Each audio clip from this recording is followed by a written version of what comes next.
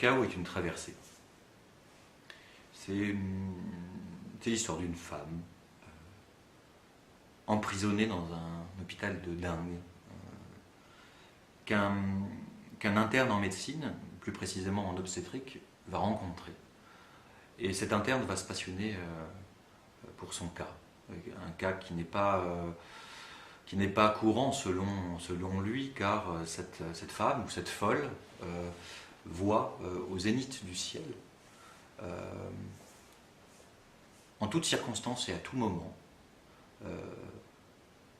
une masse spongieuse, rougeâtre, violacée, une sorte de corion, de soleil rouge, dont elle parle tout le temps. Et l'interne va tenter, l'interne qui se prend d'amitié pour elle, va tenter va la faire sortir de son hôpital de fous et va tenter de la faire rejoindre, de la faire retrouver sa sœur jumelle qui habite dans un autre pays. Donc voilà, c'est l'histoire folle et complètement allégorique, et totalement fantaisiste, hallucinée d'un voyage entre une ville et une autre où se trouve et où demeure la sœur de la folle. Et tout au long du livre, on apprend toute la vie de cette folle, de sa sœur, de leur famille. On voit aussi comment la relation entre cet interne en médecine et cette folle s'affine, est parfois tendue, et parfois amoureuse, parfois dans l'amitié, parfois il y a des rapports de force, parfois il y a des... Voilà, et jusqu'à des retrouvailles avec quoi d'ailleurs, avec la sœur ou avec... voilà, et ça la fin le dit.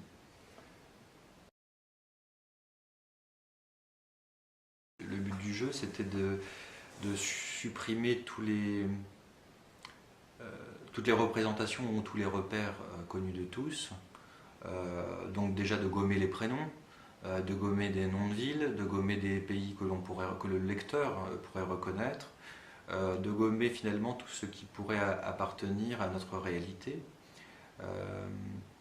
afin justement d'allégoriser l'ensemble, sans doute pour qu'il gagne un degré dans le symbolique, et symbolique en lequel chaque lecteur peut se retrouver et et peut se retrouver aussi dans un délire, et c'est ça qui m'intéresse, c'est finalement de pousser le lecteur dans un délire doux. Quelque chose de très important pour moi lorsque j'écris, c'est que j'estime que la littérature ne singe pas la vie, elle est la vie même. Qu'est-ce que cela signifie? Ça veut dire que quand j'écris, je vis profondément tout ce qui se passe dans l'histoire que je raconte, mais également dans tout ce que les mots portent et charrient de sens. Donc je suis profondément comme halluciné, comme en transe dans le flux de l'écriture. Et j'espère ainsi que le lecteur sera aussi porté par ce flux. Et j'aime vraiment croire qu'il saura entendre cette musique qui porte et qui est un voyage. Tu parlais de l'organique, je crois qu'une littérature n'a de sens, ou qu'un texte n'a de sens que s'il est profondément organique. Effectivement, quand je travaille, mes textes, je les laboure, et en les labourant, je sens vraiment profondément la terre, je sens profondément les choses que ça dit, je suis en plein rêve, mais je suis dans un plein rêve vécu. Et tout cet espace sensoriel et perceptuel de la chose vécue, de la chose imaginaire vécue, est certes une autre réalité, mais une réalité qui se transporte et qui se transporte vers le lecteur. Aussi, vraiment, l'idée que le lecteur puisse ressentir tout ce rêve, tout cet espace onirique, est pour moi une des raisons essentielles de l'écriture et dans la pensée, et c'est aussi comme ça que je pense la réception.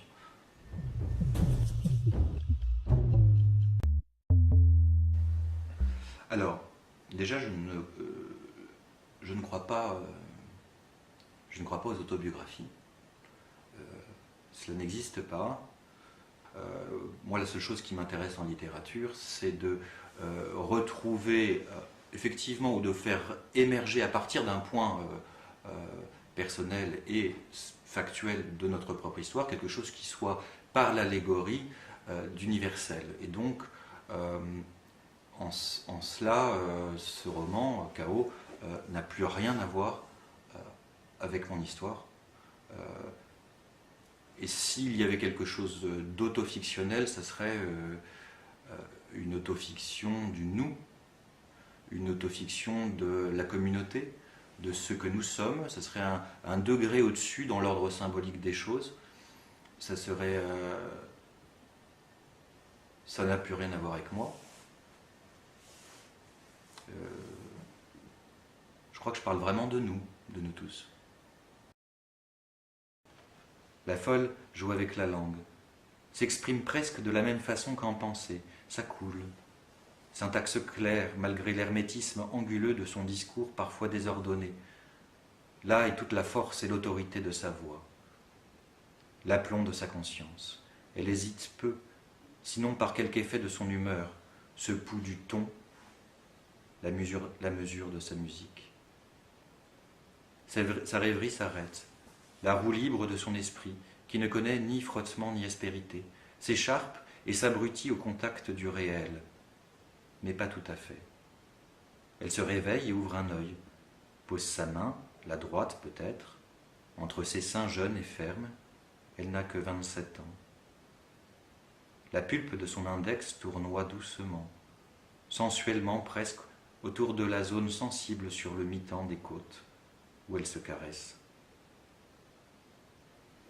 Certains pourraient y voir de l'érotisme, alors qu'elle verse une larme à l'endroit même de son doigt travaillant la peau et les nerfs, entre inspiration et expiration, au nœud même du plexus solaire et au-dessus.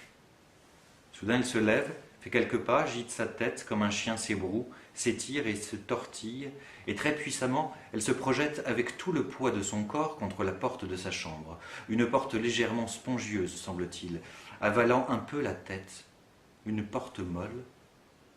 Un bruit sourd se fait entendre, malgré tout, un bruit contenu, intérieur, brille étouffé.